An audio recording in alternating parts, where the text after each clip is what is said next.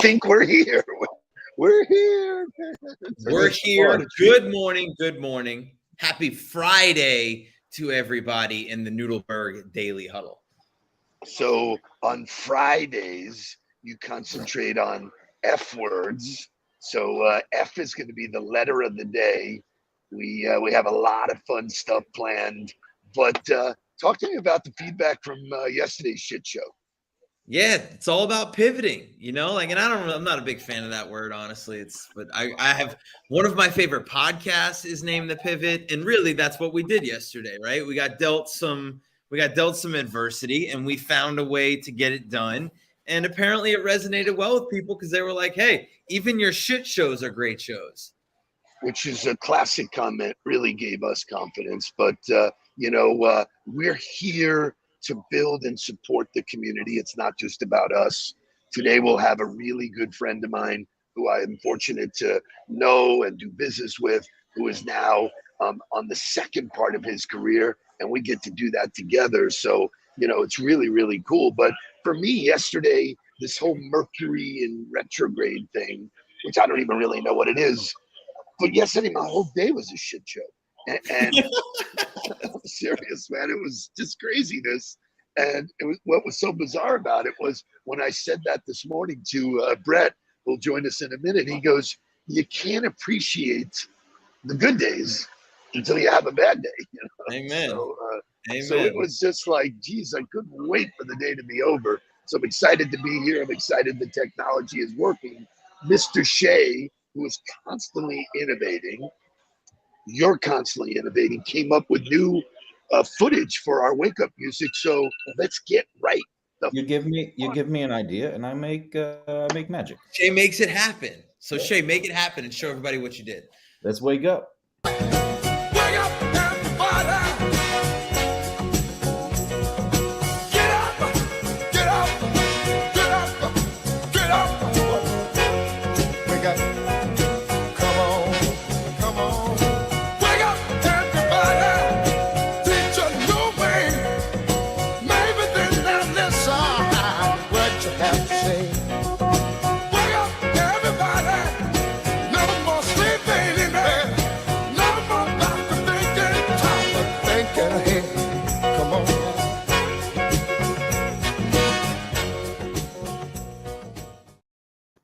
So Great job, Shay Money. great job. That has a very Today Show feel to it, doesn't it? I mean, it's that really. Well, the thing that grabs me is that in almost every single clip, there's laughing and smiling going on, which well done, Shay, for grabbing all of those. But that I was watching the Lakers documentary on Hulu this morning, and that was something that Jerry Buss had said about Magic. He goes, forget about how he plays basketball. When he steps into the arena, he has an infectious smile that just spreads through the crowd immediately. And when you look at people watching him play basketball, they're all smiling. And so I think that's super cool to see that, we're doing that, and that's something that everybody should embody, is just give it a smile. So super cool. I actually texted Coach Wanstadt this morning. He's an early riser. He spends a football season in Chicago. Jake will actually visit with him when the Finns play in Chicago. But I told him, I said, "Hey, dude, man, you made the highlight reel." Yeah. The montage. Really good stuff. So I'm really excited that our friend Brett Frazee is here this morning. Crazy Frazee. We have great motivational music. It's like his walk-up music. Let's roll. Let's go. There is no better time. I'm talking here and now. I'm talking here and now. Let's go. Right now is where you shine. I'm talking here and now. I'm talking here and now. It's not about what you've done. It's about what you do. It's all about where you going, no matter where you've been. Let's go.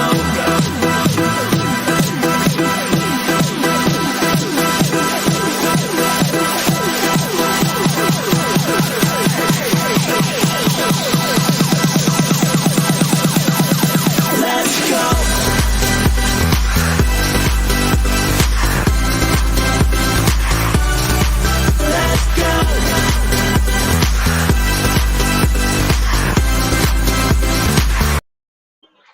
So without further ado, bring on my man, Mr. Frazee. So how crazy is this?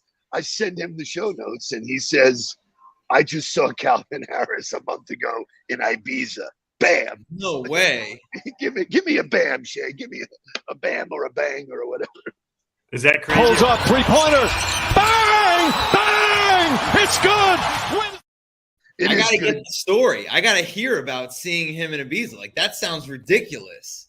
Yeah, it was awesome. I actually just had to stop my wife from dancing over here because the whole house is shaking. But no, my wife and I we were visiting my son, doing a little research on this new adventure in Europe, and happened to be in Ibiza. And Calvin Harris was playing. My son's like, "Hey, we got to go to this," and so it was us and our 4,000 closest friends. It was absolutely insane. That's amazing. Unbelievable. So I'm going to go back to the start. Early on in this coaching part of my life, I get introduced to Brett. He says, let's go grab coffee. We do. Just as Mark spoke about in his LinkedIn post this morning, it was one of the 50 cups of coffee on my list. No selling, just sharing. We hit it off and you said, hey, I'm interested in doing this for my group. And so, Brett, why don't you tell us the backdrop at Enterprise? Tell us what you're doing in the second phase of your life, because it's not about what you've done. It's about what you're doing. Yeah, that was great. Thank you for the lead up. I'm honored to be here. So when we met, I was a senior executive with Enterprise, a great company. So I spent 25 years with Enterprise, moving from Colorado to the Deep South to Michigan to Boca. And it was a fantastic company. We focused in on operational excellence. So whenever we could bring a guy in like you or to help the team get better, improve the process. And I know you guys are always about practice and process. And that's kind of the, any successful business, it's the process, it's the practice. So that's the secret behind Enterprise. If you want to know, they're just operationally excellent at everything they do. So it was a great company, great 25 years to work for or work there. And so that's when we met, and I got that, that was kind of a blessing in disguise, all those years ago. Never know. So what's cool, first of all, focusing on operational excellence is just such a cool mantra. You were a football player. You understood practice. You understood reps. That made you what I think a great soldier. You were one of my favorite to work with because you got it. But life goes on, 25 years, you're on vacation during COVID and say, hey, wait a minute, so give us the bridge to the second act for Brett Frazee. Yeah. So, like a lot of people, when COVID happened, you're like, what do we do? So we jumped in a rental car, a van or a Suburban that we rented from Enterprise from our office. Surprise. Ironically. So, and we embarked on a 6,000 mile road trip from Boca to Montana. It was fantastic. Like 6 weeks, we just drove, we stopped, we looked at different places. And, like a lot of us, I got there, I was 49 at the time. And I'm like, man, I got a year before I have this milestone birthday.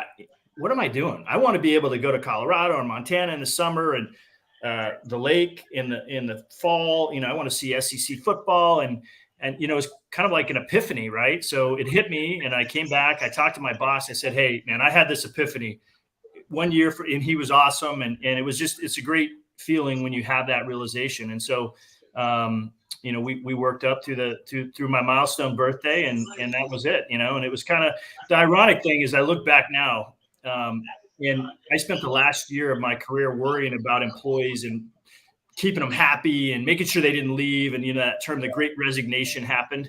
Well, then I realized I was part of the Great Resignation. So you don't have to be, a sales guy or an ops person. You can be an executive and still be part of that. And it was, it was really fulfilling and freeing, to be honest. So the lesson for me that I want to share with the huddle is that when you make an impact on somebody, you never know when it's going to rebound or come back to you. So it had been years since we saw each other. It had been years since we had worked together, but you made an impact on me. You actually introduced me to a lot of the enterprise network that I worked with over the years, which was a great roadmap for us in terms of exposure and stuff like that. But when I got involved with Sean Flood and David, his partner, and started talking about this mobility thing, first thing in my head was, I said to Mark, I go, we got to get in touch with Brett. Brett is an executive.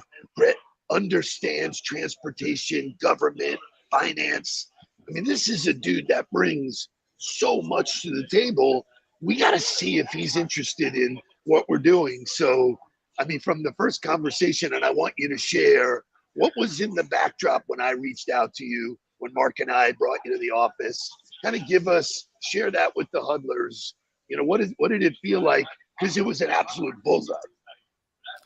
Well, yeah, when we started talking and you guys had me in, and, you know, we're just kind of game planning, and, you know, you had your whiteboard up, and we just started talking about the mobility. It's kind of, and it kind of segues into a couple of things I'm doing. The light bulbs just started connecting, right? Because you're all about connections. And I'm like, wow, this connection, this connection, this connection. So, I mean, it was literally like an epiphany as I'm sitting in your office. It was fantastic. Mark, any questions, comments, thoughts? Yeah. So tell us a little bit about what is actually happening right now. I don't think people know about the EFOV fund. People know how we're involved. They may have seen that you're involved now, but talk to us a little bit more about, like, okay, it was like an epiphany. Like, I saw this opportunity, but then how has that opportunity come to fruition? Yeah, well, the obvious thing, right, is the mobility space, the micro mobility space. I've known about it. I've been obviously involved on the larger scale and from the fleet and transportation side. But as you start to talk about it and you look into the opportunity, I mean, it's massive and it's still in its infancy. So for me, you know, think about all the bikes that are out there, or all the scooters compared to cars. There's way more, especially when you go to Europe and overseas. So you're scratching the iceberg. So as I'm sitting there, and I've been a cyclist or a bike enthusiast for years, I literally have a fleet of bicycles in my garage.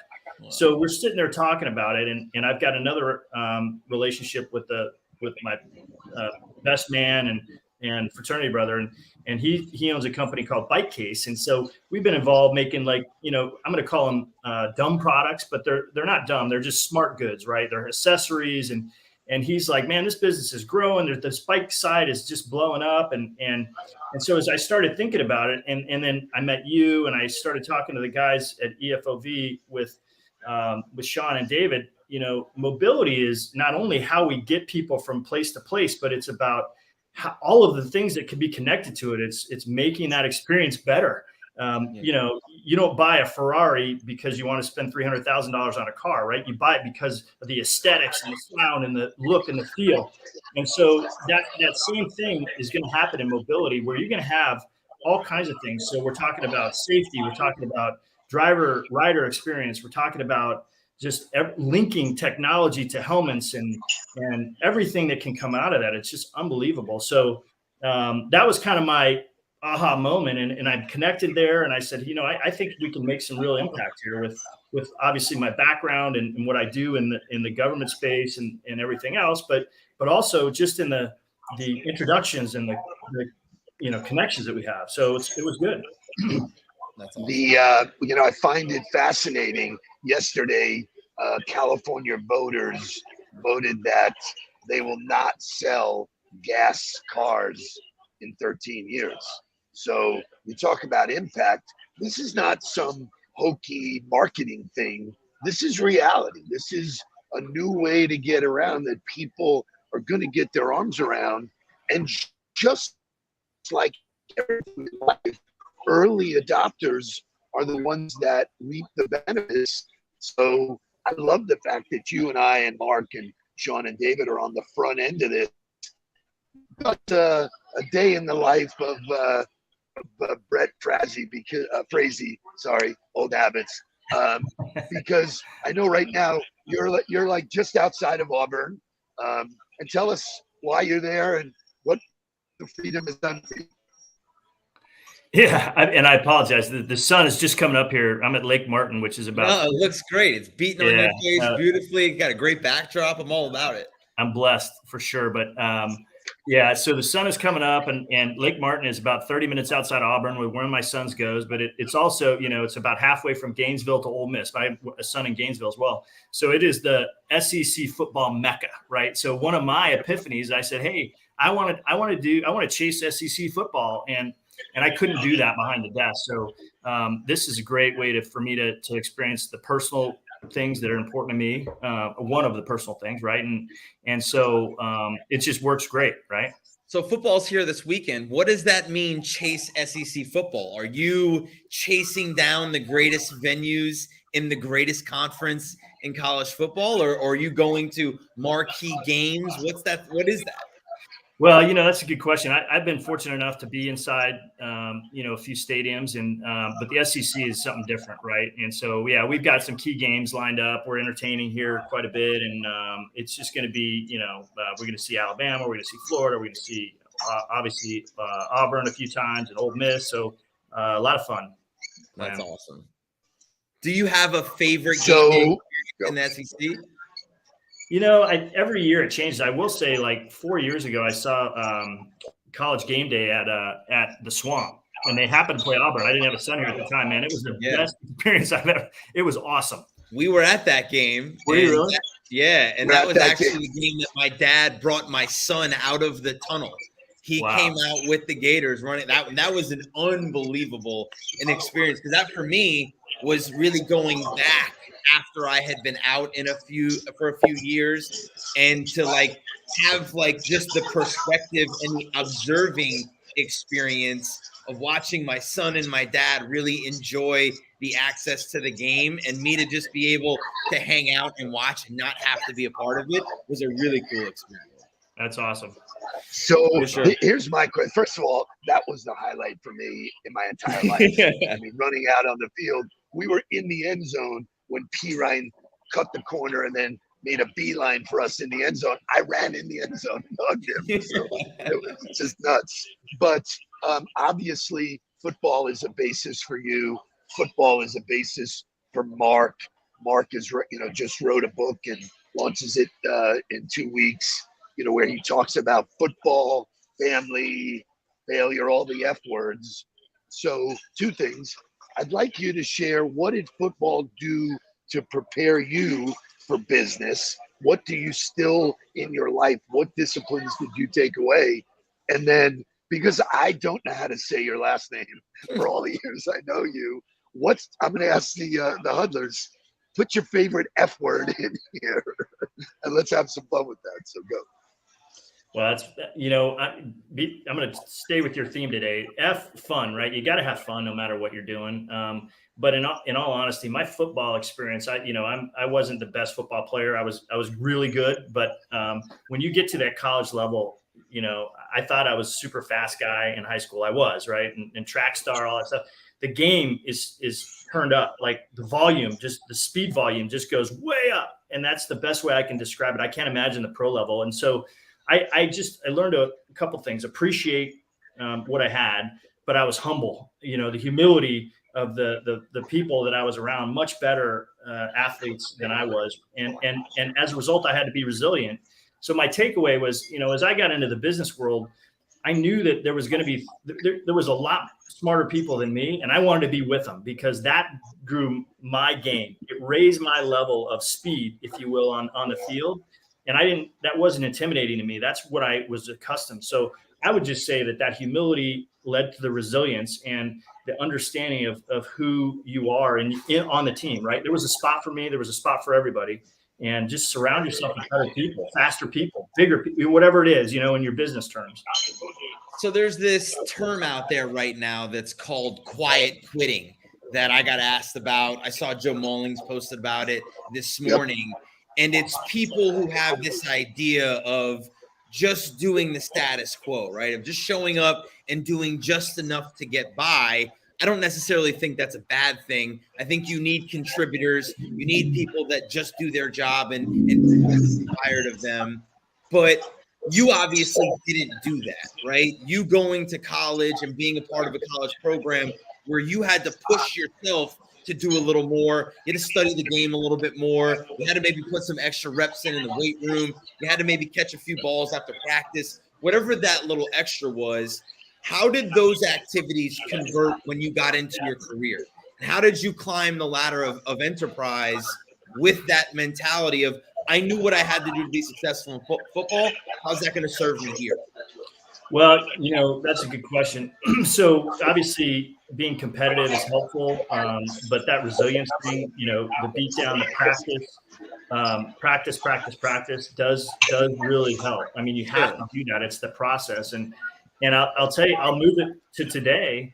That appreciation and that competitiveness is really what drove me to EFOV, because I got to tell you, to be an entrepreneur, to start companies, and to lay out your own money to support companies, these founders of these companies, that is a really uncomfortable position, right? And so you have to have that confidence, that appreciation, humility, resilience, because we know that not all these companies, unfortunately, that we support are going to make it. But we know that there's going to be a few that do well, and these are very intuitive, ingenious companies, right? I mean, we've got people on the forefront of electric bikes, right, in our mixed product. We've got this technology company that is really, in my mind, going to change the way you see mobility, like scooters and bikes on the road. I mean, it's unbelievable from a safety technology standpoint, from a government standpoint. Yeah, if I'm a government, I don't want to have people operating in my city without this technology. Right.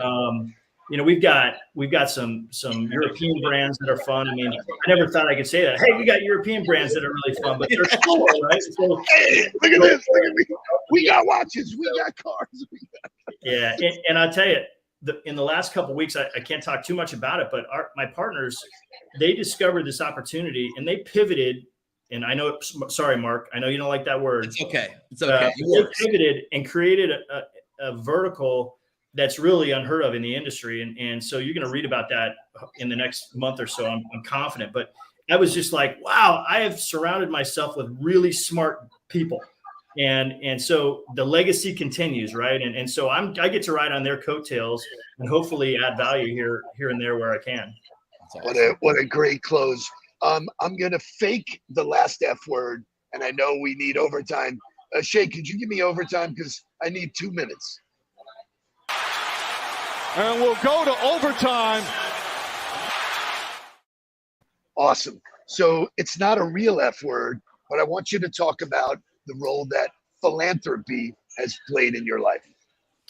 Yeah, the PHF word. I've been on the board of the United Way of Palm Beach County for a while. I was involved in the United Way of Broward and various other community groups. And I just don't think you can get where you need to be without it. I mean, talking about appreciation, when you go out in our community and you see really the need out there, it really helps you appreciate what you have. And I think that's, I think it's not only good karma for the world, but it's really needed. And so if you're not involved in community, I highly encourage you to do it. But it gives me more back than I give, for sure. Awesome. What a great guest. I knew you would be. I want you to promise that you'll come back and give us an SEC update, because there'll be lots of fun in the coming months. I'm so excited. I know our whole team is to partner with you and do great things. So thank you for being you. And thanks for being on the ball. War damn Eagle. War Eagle. Please don't worry about me.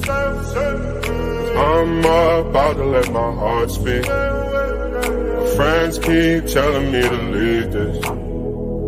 So let's get down to business. Let's get down to business. Give you one more